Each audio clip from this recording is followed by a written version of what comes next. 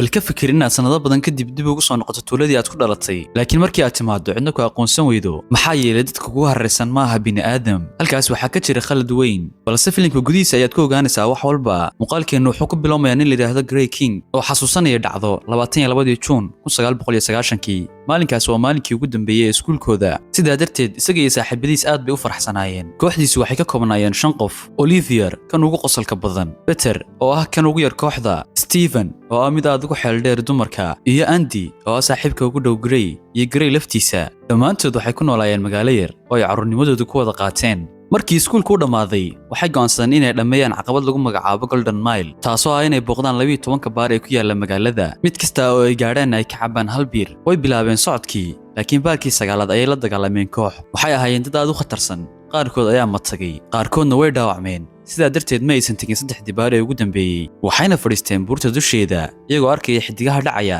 20 sano kadib Grey wuxuu ka sheekeynayay maalintaas barnaamij dadka ka caawiya joojinta mukhaadaraadka isagoo leh maalintaasi waxay ahayd maalintii ugu fiicneed noloshayda Emma ayaa weydiisay sababta aysan u dhamayn 12 baar Greyna wuu aamusay isagoo dhool cadeeyay markaas ayuu go'aansaday inuu mar kale kulmiyo saaxiibadiis oo uu dhameeyo Golden Mile laakiin intooda badan ma aysan rabin inay ka qayb galaan gaar ahaan Andy oo li khilaaf la dhaxeeyay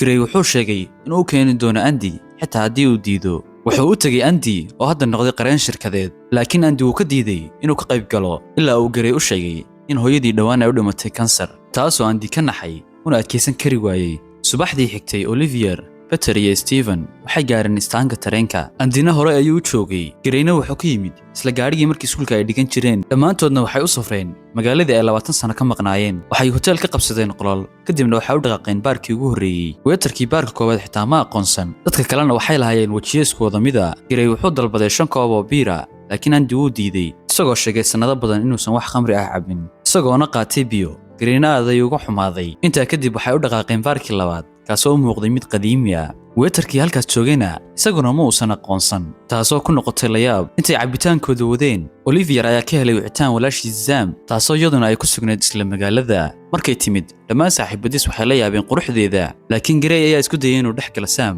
oo uu la hadlo laakiin waxay siisay jawaab kulul iyadoona dhirbaaxday baarkii saddexaad waxay kula kulmeen nin duqa oo la yiraahdo Basil kaasoo ka sheekeeyay UFO iyo siraha cirka Grey uu la hadlay balse ninkii xitaa ma uusan aqoonsan markuu Grey dalbaday biir ayaa laga diiday iyadoona loo sheegay in baarka laga mamnuucay biir 1990 iyagoo xanaaqsan ayayna dibadda uga soo baxeen markaas waxay yimaadeen baarkii afraad waxayna kula kulmeen Shane oo iskuulkooda dhibaato ugu geysan jiray laakiin isaguna ma uusan xasuusan Grey uu ka leexiyay hadalka saaxiibadiisana way caroodeen intaa kadib Grey wuxuu galay musqusha intuu musqusha joogay Grey wuxuu la murmay wiil dhalinyaro ah oo uusan ka helin jawaab markii ay dagaalameen Grey uu ka adkaaday isagoo madaxa ugu dhuftay musqusha balse markuu eegay wiilka wuu argagaxay maxaa yeelay wiilka dhiikamuusan imaan ee waxaa ka yimid dareere buluuga iyo qayb mashiin intaa kadib waxaa yimid saaxiibadii hore u cadhaysnaa oo ogaaday inuu been uga sheegay hooyadiis laakiin markii ay arkeen jirka jajaban ee robodka waxay fahmeen in magaalada ay qabsadeen dad aan bini aadam ahayn waxay u bixiyeen magaca Blankis xitaa Andy oo diidanaa inuu cabitaanka cabo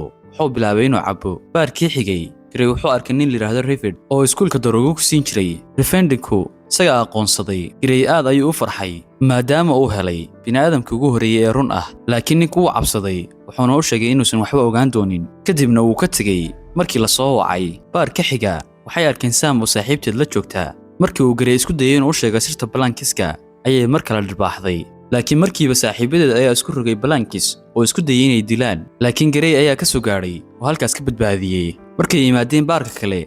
kale waxaa ka socotay baarti weyn Brazil wuxuu Steven u jeeday qol hoose wuxuuna u sheegay runta xidigtii arkeen 1990 ma ahayn xidig dhacaysa ee waxay ahaayeen nidaamka koox shisheeye ah oo magaalada hoosteeda saldhig ka dhigatay tartiib ugu wada bedeshay dhammaantood robotiskana waxaa lagu sameeyaa DNA-da bini'aadamka taasoo laga qaado koobabka ama dhunkashada markuu intaa maqlay Steven wuxuu orday saaxiibadiis oo la macaamilay kuwii robotiska ahaa oona waqti la qaadanaya Blankiska wuxuuna ka soo saaray baarkii si uu runta ugu sheego wuxuuna ka taliyay inay isla markiiba baxaan laakiin Grey iyo Olivier way ka diideen iyagoo wali doonaya inay dhammaystaan Golden Mile waxay yimaadeen baarkii xigay waxayna kula kulmeen macallinkooda hore Professor Shaffer kaasoo ku booriyay inay ku biiraan The Network Olivier xitaa wuxuu bilaabay inuu amaano laakiin Andy uu ka carooday midaas wuxuuna madaxii Olivier ku dhuftay biir markaas ayuu cadaatay in Olivier hore loogu bedelay Blankis waxa meeshii ka dhacay dagaal weyn Blankisku way kala go'aan laakiin mar kale ayay dib isku soo nooleynayaan. Gray wuxuu qaaday Sam oo gaadhigeeda u diray si ay u baxsato, isagoona ka soo hadhay si uu saaxiibadiisa u badbaadiyo. Gray wuxuu ku biiray Peter, Andy iyo Stephen, wayna ka carareen ballaankiiska. Shane ayaa u yimid oo raaligelin bixiyey, laakiin Peter wuxuu xasuusan yahay wali dhibkii iskuulka uu ugu geysan jiray. Laakiin Shane wuxuu isku bedelay Blankis, waxaana markiiba isku hareeriyay Blankis kale, iyagoona Peter u bedelay qof iyagoo kale ah. halkaasoo saaxiibadiis aysan waxba ka qaban karin, waxayna u dhaqaaqeen baarkii tobnaad, halkaasoo Gray biir kale ka cabay ka hor intuusan Andy siin furaha gaadhigiisa. Stephen ayaana ku soo jabiyey gaadhiga derbiga si uu gudaha u soo galo. Grayna wuxuu gaadhay baarkii 12aad oo la yiraahdo Wall End, halkaasoo koob biira uu ku sugayay. Laakiin intuusan qaadan, Andy ayaa ku dhacay oo la dagaalamay. Markuu Andy arkay fashad Gray gacantiisa kaga duban, ayuu ogaaday in Gray noloshiisa aad uga niyad jabsan yahay, wuxuuna rumaysan yahay in dhamaystirka Golden Mile oo noloshiisa bedeli doono. Markay dagaalamayeen, dhulka ayaa hoos u dhacay, waxayna galeen xarunta hoose ee Network. Shisheeyaha Network waxay sheegeen in qorshahoodu yahay inay dadka ka dhigaan bulsho casri ah oo ay ku xidhmaan caalamka intiisa kale. Waxay Gray u soo bandhigeen inuu ku biiro oo weligiis daayar ahaado, laakiin Gray wuu dhool cadeeyay, wuxuuna qabtay madaxii robot-ka isagoona gooyay, wuxuuna ku dhawaaqay in dadka aanay u dhalan inay addoomo noqdaan. Stephen oo Blankiska ka soo badbaaday ayaa ku soo biiray, waxayna si wada jir uga soo horjeesteen The Network. Shisheeyaha oo ka cadhooday dooda